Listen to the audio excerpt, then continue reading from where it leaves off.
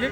আমি এইটা প্রথম দিন ওই ভূমিকম্প হওয়ার পরে মানুষ তো সব আতঙ্কিত, ভয়ে সবাই আল্লাহ বিল্লাহ করতেছে, এমনকি হয়তোবা 3 দিন পর্যন্ত এরকম করেছে।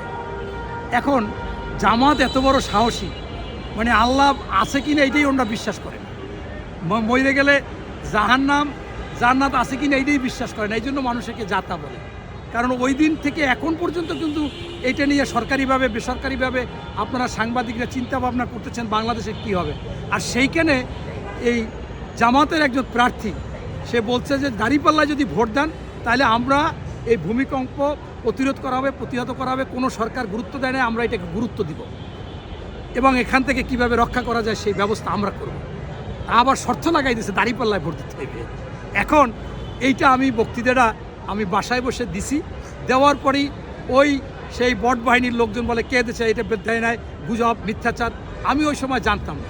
হঠাৎ করে মিরপুরে আমি প্রায় 1000-2 লোকের মধ্যে, এটা হইলে শিক্ষক এবং ফার্মাসিস্ট অ্যাসোসিয়েশনের একটা প্রোগ্রামে আমাকে বিশেষ অতিথি করছে, আমি ওই জায়গায় বক্তব্য দিয়ে এই বক্তব্যটা আবার দিয়েছি। তখন সবাই বলতেছে যে ভাই এই লোক তো আমার আসনে। আমি যখন বলছি যে একজন জামাতের প্রার্থী ভূমিকম্প নিয়েও মানুষের কাছে তামাশা করতেছে, বলছে ভূমিকম্প দাঁড়ি